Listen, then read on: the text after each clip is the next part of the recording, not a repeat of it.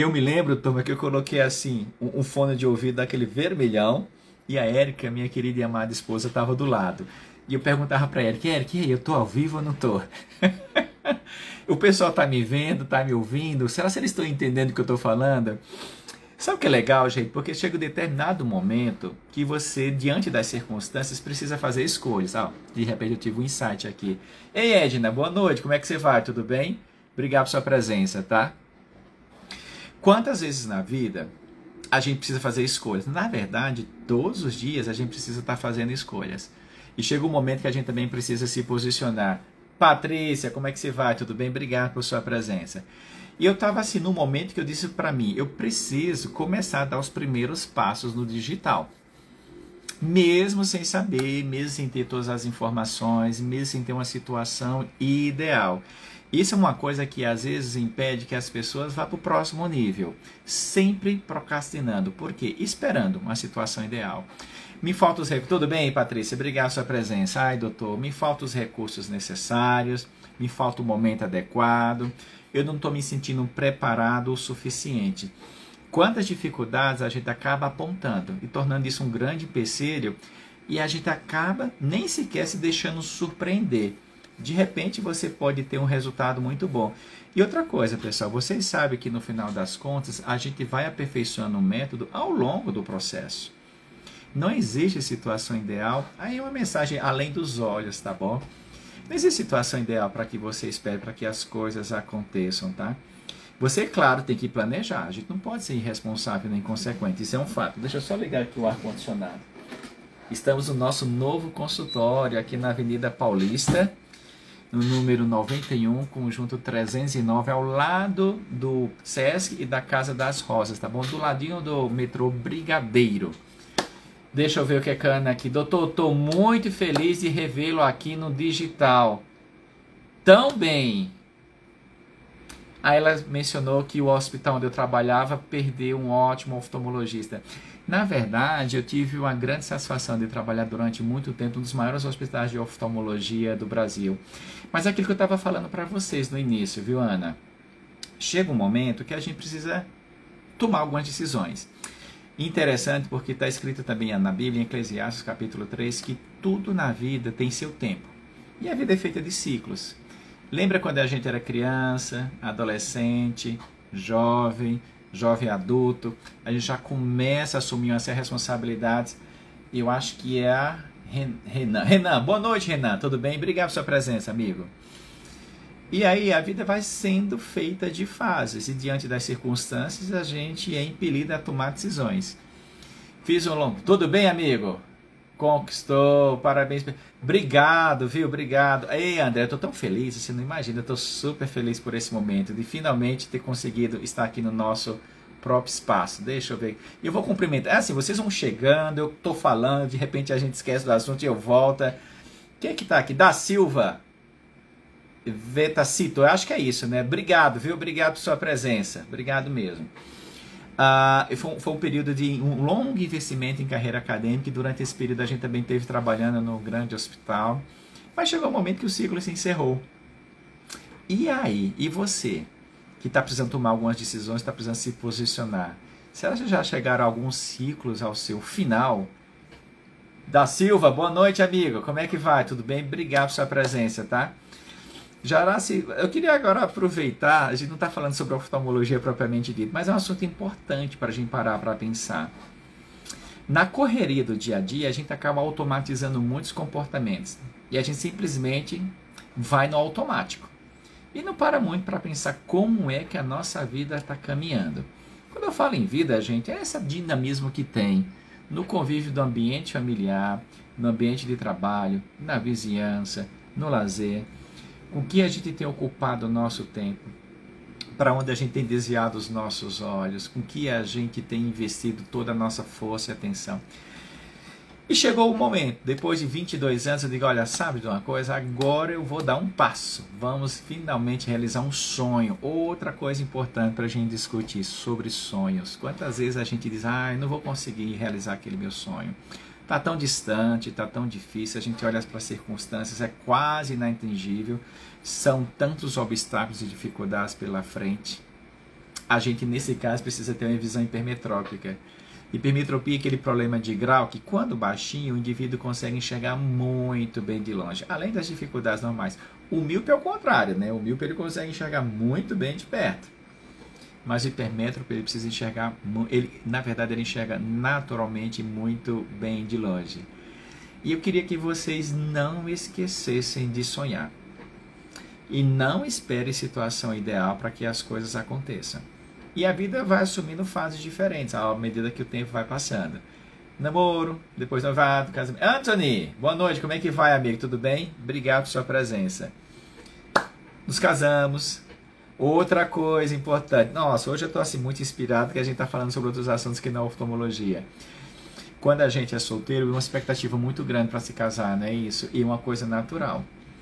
Só que não existe... Vocês já ouviram isso, mas é o que preciso reforçar. Não existe homem ideal e não existe mulher ideal. Mas, doutor, então como é que a gente faz? O período de namoro e noivado é o tempo suficiente para a gente ter um mínimo de informação necessária para a gente decidir se vai se unir com aquele indivíduo para o resto da vida ou não. E às vezes a gente tenta, inclusive, atribuir essa decisão a Deus, né? A única vez que Deus escolheu uma mulher para o homem foi no Jardim do Éden. Vocês conhecem a história, né? Lá pelas tantas, então, quando o pecado começa a fazer parte da vida do ser humano, e Deus vai pedir satisfação. Primeiro para Adão, né? E Deus pergunta, Adão, e aí, onde é que você estava? Ah, Senhor, eu escutei a tua voz, fiquei com medo, tal, me investi. Quem foi que fez você perceber que você estava nu? Por acaso você comeu do fruto da árvore que eu falei para você não comer?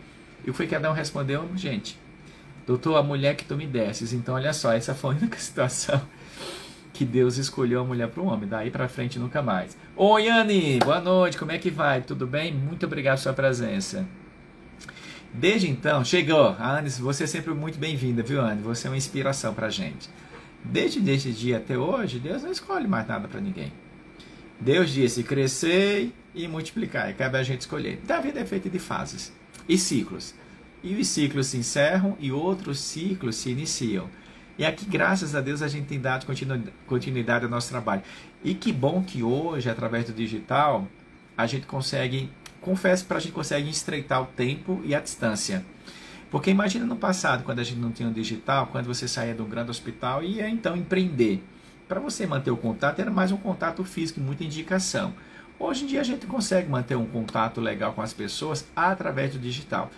E por isso também que eu resolvi mergulhar nesse mundo. E eu confesso para vocês que é assim, é desafiador, mas é contagiante, é envolvente. Eu queria aproveitar e estimular vocês também a parar para pensar o que eu posso fazer na minha atividade profissional envolvendo o digital. Será que eu posso exponencializar? Será que eu posso acelerar os meus resultados? Eu digo que sim. Ai, doutor, mas eu não tenho iluminação adequada, eu não tenho um celular adequado, eu não tenho ambiente adequado. Faz com o que você tem.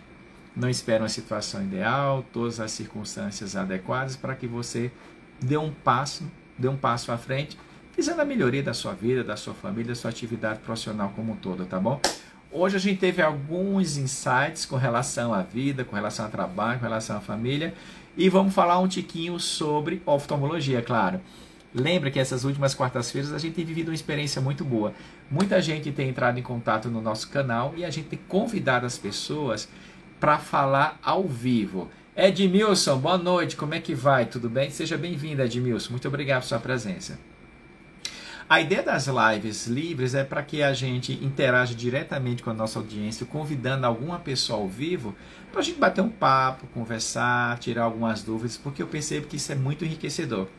E tem muita gente que diz, olha, aquela dúvida que fulano de tal trouxe à tona é a mesma dúvida que eu tenho também. Então eu vou aproveitar e escolher e chamar alguém para estar conosco. Eu só queria rapidamente lembrar para vocês como é que o olho funciona. Lembra que a gente tem falado sobre isso, né? Meu Deus do céu, já se passaram 10 minutos, o tempo passa rápido que a gente nem percebe. Lembra que o olho, eu sempre falo isso, né? O olho é uma bolinha, tá bom? Que tem duas lentes importantes. A gente tem a córnea, atrás da córnea nós temos a íris, que é a parte que dá cor ao olho. No centro da íris nós temos a pupila, é o orifício por onde entra a luz, tá bom? Atrás da íris nós temos o cristalino, é uma lente transparente que ao longo do tempo, principalmente 60 anos mais, vai perdendo a transparência e ficando opaco. Então, qual a função dessas lentes? Fazer com que a luz, ó, chegue lá no fundo do olho. Chegando aqui, a luz se transforma num impulso elétrico. E através do nervo do olho, esse impulso ele é dirigido até o cérebro, principalmente no lobo occipital, onde se dá o fenômeno complexo da visão. Então, o olho é um transdutor. Ele transforma a luz, que é onda eletromagnética, em corrente elétrica aqui na retina. E o cérebro processa essa visão. É onde a gente consegue enxergar, tá bom? É aqui o cérebro. O cérebro é o processador e o olho é um transdutor. E olha só, gente, muitos problemas podem acometer os olhos. Dos problemas mais comuns que a gente tem, os problemas de grau. Mas vamos imaginar cada parte do olho, tá bom? A córnea pode sofrer muitos tipos de problema. A íris pode resolver diferentes tipos de problema. Tina, não é isso? Oi, Tina, boa noite, tudo bem? Obrigado pela sua presença, tá bom? O cristalino pode sofrer muitos tipos de problema. O mais comum que a gente escuta falar é a catarata. Aqui dentro dessa cavidade a gente chama de cavidade vítrea. Dentro dela existe uma gelatina que lembra muito a clara do ovo. E é importante essa gelatina estar presente nessa região, só que ela precisa obedecer a algumas características. Ela tem que ser transparente para permitir a passagem de luz. Ela alimenta as estruturas que estão aqui dentro do olho e ela ajuda também o olho a manter esse formato. É Nunes, não é isso? Oi, Nunes, boa noite, bem-vinda, tá? Obrigado pela sua presença. Débora, como é que você vai? Tudo bem? Obrigado, viu? E também pode ter muitos problemas que acometem essa cavidade. Muitos problemas podem acometer a retina, gente. Assim, de fora para dentro, nós temos a parte branca. É fácil de você ver. A parte branca é a esclera. Entre a parte branca e a parte interna, a Ana está dizendo, eu gostaria, quanto à questão é problemas de olho, córnea, cristalino, íris, retina. A Anne é sempre inspiração, sabe por quê? Porque a Anne nasceu com a malformação congênita, a aniridia. E essa malformação acaba comprometendo boa parte das estruturas do olho, desde a córnea, a íris, o cristalino e a retina. É verdade, viu, Anne? Mas lembra que eu escrevi para você, né, Anne? Você é aquela que consegue enxergar além dos olhos. E além de acometer as estruturas da parte de trás do olho, tanto a parte branca, a esclera, a coroide e a retina, também pode ter muitos problemas que acometem o nervo óptico. E aí, até lá atrás. Júlia, boa noite, como é que vai? Tudo bem? Então, dentre muitos problemas pode acometer o olho. Dentre eles, o problema mais comum é o problema de grau. O problema de grau está relacionado a uma herança genética. Nós temos basicamente 3 tipos de grau para longe, tá bom? E um probleminha de grau para perto. E os problemas de grau de origem genética estão associados a 2 alterações anatômicas mais importantes. Ao tamanho do olho e a curvatura da córnea principalmente, tá bom? Olho grande ou córnea muito curva, o paciente tem miopia. Olho pequeno ou córnea plana, o paciente tem hipermetropia. E a córnea mais curva no sentido do que no outro, a gente chama de astigmatismo. E a parte lateral do olho consegue sustentar o cristalino na sua posição. Lembra que o cristalino ele sofre uma deformidade na sua curvatura para ajudar a luz a chegar lá no fundo do olho. Só que por volta dos 40 anos de idade, o indivíduo começa a ter aquela síndrome do braço curto. Olha só, ele vai ficando com uma dificuldade para enxergar progressivamente cada vez pior, até que ele não consegue enxergar bem de perto. E aí a gente vai resolvendo essas questões inicialmente com óculos. O óculos é uma boa opção, gente, excelente opção, tá bom? Assim como a lente de contato. Mas o óculos está reservado principalmente para uma fase em que o indivíduo está com grau progredindo. Por volta da terceira década, existe uma tendência muito grande o grau se estabilizar. A Vitória está perguntando, doutor, esses óculos de leitura para perto vendidos na farmácia são confiáveis? Não são, porque a gente não conhece a origem desses óculos. Isso é uma pergunta muito legal e pertinente, tá bom? Eu acho que eu tenho aqui um exemplo para vocês de óculos de perto, tá? Então, para resolver o problema de perto, o que a gente faz muitas vezes? Coloca o óculos de perto. Então, ó, por cima da armação eu enxergo para longe e pela armação eu enxergo para perto, tá bom? Esteticamente, eu confesso que não é muito legal, não. Geralmente, as meninas, né, não gostam muito desse recurso. Isso é uma opção. Mas a gente precisa realmente ter um cuidado redobrado com relação à origem dos óculos. Então, vocês precisam procurar uma ótica que já tem tradição no mercado. E aí, você passa em consulta com seu médico oftalmologista, você faz a avaliação Então ele analisa todo o olho como um todo, acuidade visual, motilidade ocular extrínseca, biomicroscopia, tonometria, tem que medir a pressão do olho. Às vezes precisa fazer alguns exames complementares. Por fim, a gente dilata e examina o fundo do olho. Se tiver tudo normal, apenas problemas de grau, então a gente prescreve o grau. Não, o seu problema é só grau de perto. Aí você vai para uma ótica reconhecida no mercado e você faz os seus óculos. Comprar óculos de grau para perto em farmácia ou nessas banquinhas da rua não é confiável. Lembre que a saúde da visão começa com a prevenção. E você é o seu melhor investimento. E você sabe que dos órgãos dos sentidos, o mais importante é a visão. Gente, entre 75% e 80% das informações provenientes do ambiente que passa pelos sentidos que atinge o cérebro é através dos olhos. Já pararam para pensar como é importante a gente manter a saúde ocular em dia? Então, assim, vale a pena você fazer investimento com alguma coisa de melhor qualidade para que você consiga, então, preservar o funcionamento da saúde do olho por um período mais prolongado, tá bom? Olha só, já falei tanto, mas eu quero interagir um pouquinho mais com vocês. Eu vou ver quem que está aqui, ao vivo, com a gente. Anne está aqui, a Vitória está aqui, o Edmar Carvalho está aqui, a Andrea está aqui e a Júlia está aqui. Quem é que eu vou chamar? Não precisa ficar com medo, não precisa ficar... Então eu vou fazer o seguinte, eu vou chamar um homem e vou chamar a mulher. Eu vou primeiro dar preferência para as meninas. Eu vou chamar a Júlia.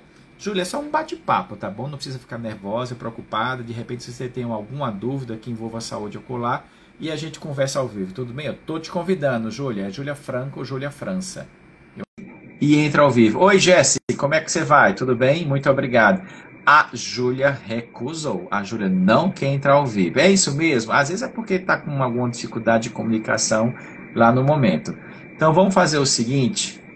Vamos chamar o Edmar, ou Edmar. Edmar, vou te chamar para a gente bater um papo e conversar ao vivo, tá bom? Vamos lá. Chamei o Edmar Carvalho. Edmar, entra, amigo. É só aceitar o convite. Se não tiver nenhum problema técnico, às vezes acontece, né? Tem alguns probleminhas técnicos. De vez em quando isso acontece às quartas-feiras à noite. Estou... Sabe por que a Júlia tá... Eu tenho que ler, tá, Júlia? Ei, Edmar, tudo bem com você, amigo? Boa noite, doutor. Edmar, doutor. Oh, desculpa, amigo, desculpa. Olha só, Edmar, deixa eu explicar. A Júlia, gente, só não aceitou o convite porque ela disse, doutor, eu estou de touca. Na próxima encontro. Não tem problema não, não tem problema não, Júlia. Aqui, viu? Olha só, Edmar, quem é bonito por natureza não precisa de muitos apetrechos, não. Então aproveita essa beleza natural e vamos bater um papo. De onde você fala? Aqui de São Paulo? Cadê o jovem Edmar? Edmar? Essa foi boa, hein, Júlia? Na próxima você entra. Edmar, cadê você, amigo? Eu não tô te vendo, eu não tô te ouvindo, na verdade, né? Será se aconteceu alguma coisa com o Edmar? Cadê você, jovem? Edmar? Acontece, né? Acontece às vezes problemas técnicos, tá bom? E a gente às vezes não consegue interagir. Mas, Júlia, que engraçado é essa, né? Você tá com o Tolkien. Eu sei que vocês estão em casa, na boa, batendo papo, vocês estão navegando na internet. Vocês sabem que todas as quartas-feiras a gente tem live, então você resolveu entrar. Olha só, o Edmar não tá mais aqui na nossa sala. Não sei se aconteceu alguma coisa, se ele precisou sair de última hora. Tudo bem, então vamos fazer o seguinte. É Naine, não é isso? Naine, vamos bater um papo? Bater um papo, conversar, de repente você tem alguma dúvida ou alguma pergunta sobre saúde ocular, e eu vou perguntar para você, ó, acabei de convidar a Naine. Tudo bem, Naine? Boa noite, como é que você vai, jovem? Hoje está todo mundo tímido, ninguém quer conversar diante da tela, é isso mesmo? Ou às vezes pode ser algum problema técnico, tá bom? Pode acontecer. A Naine corajosamente aceitou o convite de entrar ao vivo conosco na nossa live. Naine, boa noite, como é que vai? Tudo bem? Boa noite, tudo bem com você? Sempre melhorando, sempre melhorando. De onde você fala, Naine? Sou aqui do Itaim Paulista, Jardim Romano. Já falei com você aqui. A gente já falou uma vez. É que bom que você resolveu voltar. Ficou alguma dúvida da última vez que a gente conversou? Eu acho que sim, eu gostaria de saber a importância dos colírios para quem tem ceratocone. Primeiro, essa é uma pergunta super. Você tem ceratocone, Naine? Tenho. Tem ceratocone. Deixa eu lembrar pro pessoal, Naine, o que é ceratocone. Lembra que a gente acabou de falar sobre a anatomia rapidinho do olho, tá? Ceratocone, ele acomete, gente, essa primeira parte do olho que se chama córnea, tá bom?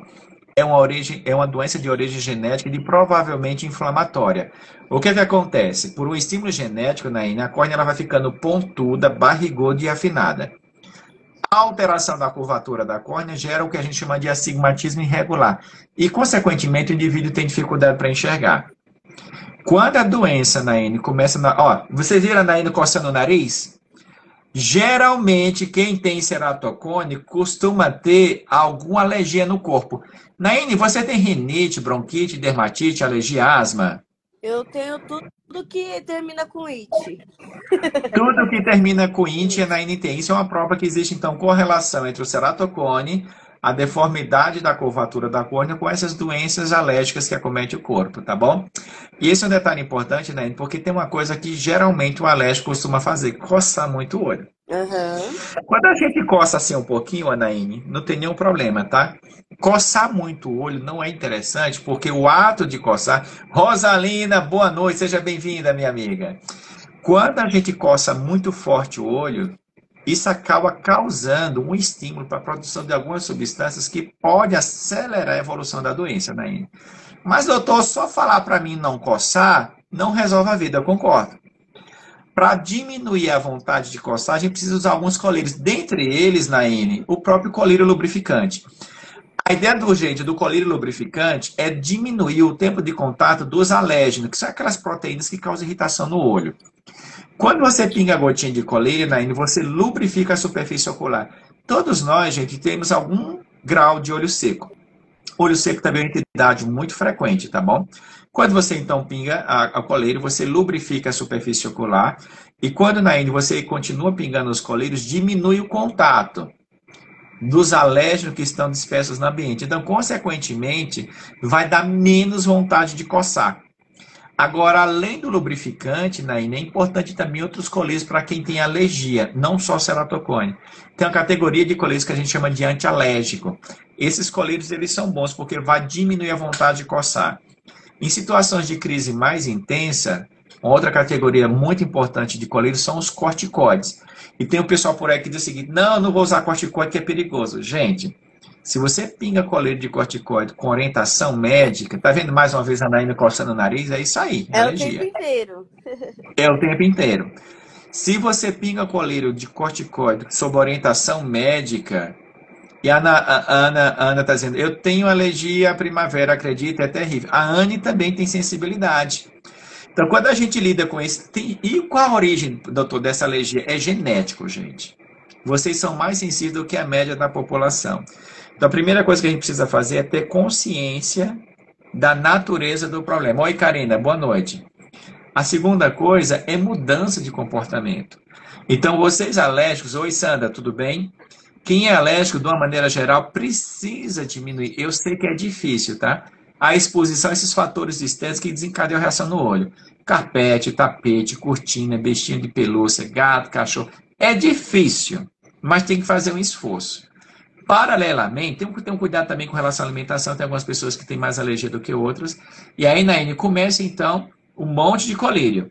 Lubrificante para lubrificar, diminuir o tempo de permanência dos alérgicos com a superfície do olho. Os antialérgicos propriamente dito para diminuir também a alergia. Corticoide também é interessante, mas em situações específicas de crise mais intensa. Existe uma categoria de colírio que a gente chama de imunomodulador, que também é interessante para diminuir as alergias do olho. Às vezes, Naine, precisa tomar remedinho por boca também para fazer uma diminuição dessa sensibilidade. Por isso a importância, Naine, de passar com um médico imunologista, gente. O imunologista é um médico que estuda o sistema imunológico, que é formado por aquelas células que defendem o nosso corpo contra as bactérias, os fungos, os protozoários e os vírus. E às vezes, Naine, tratamento com vacina ajuda bastante.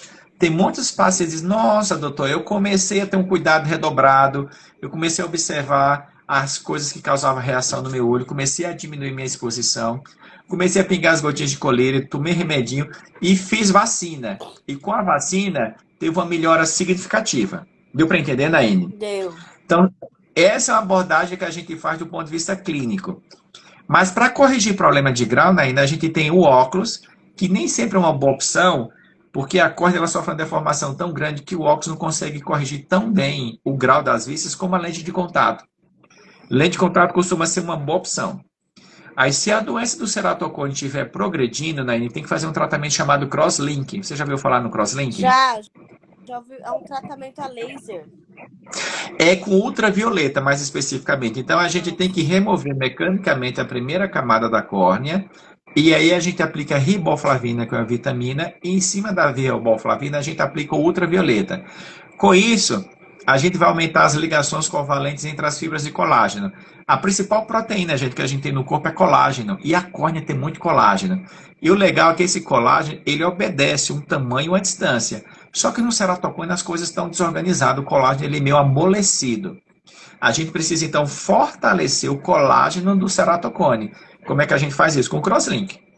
Agora, se a doença está mais ou menos estabilizada e a córnea está um pouco alterada na curvatura, o que é que a gente costuma fazer? Implantar um anel na córnea para diminuir essa alteração da curvatura da córnea. E se a doença está no estádio muito avançado, se a córnea está fina, que não acho que é o teu caso, Naine, e se a curvatura está muito avançada, o que resta realmente é fazer o transplante de córnea. A gente precisa tirar a parte doente da vista e colocar por uma outra saudável. Mas hoje a gente tem indicado cada vez menos o transplante, porque com essa consciência da doença, mudança do comportamento, tratamento clínico, mas o crosslink e o anel, a gente tem conseguido, graças a Deus, diminuir o número de pessoas que estão na fila de espera de transplante de córnea. Naine, deu para entender o bate-papo?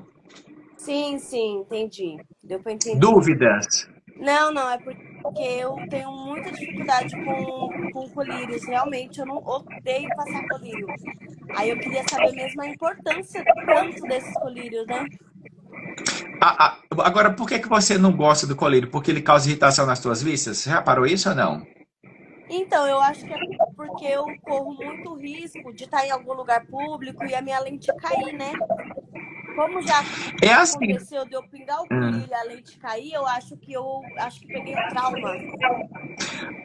Entendi. Então faz o seguinte, por questão de segurança, quando você estiver em trânsito entre um lugar e outro, evita de pingar a gotinha de colírio. Mas assim que você estiver num ambiente seguro, você vai lá no espelho e pinga a gotinha de colírio na boa, aí você pode pingar com mais frequência, tá bom? É importante pingar. Agora, Naine, se a lente de contato ela está bem adaptada, ela não deveria estar saindo assim fácil, não. É possível que a lente não esteja bem adaptada e aí quando você pinga a gotinha de colírio, ela sai. Não é comum isso acontecer. Pode acontecer, tá, Naine? Mas isso não é comum. Olha só, deixa eu cumprimentar, né? Um monte de gente que acabou de entrar. Vou aqui dando somente um oi para essa turma. Vão aproveitando que eu já vou chamar um monte de gente para a gente bater um papo e conversar. Naine, deu para entender? Sim. Alguma dúvida? Não, eu consegui entender. Deixa eu aproveitar e fazer um convite para um monte de gente que está nos ouvindo. Olha, finalmente nós estamos no nosso próprio consultório. Eu vou liberar você, Naine, para chamar outra pessoa. Tudo bem? Tá bom, obrigada. Obrigado pela audiência, viu, Naine?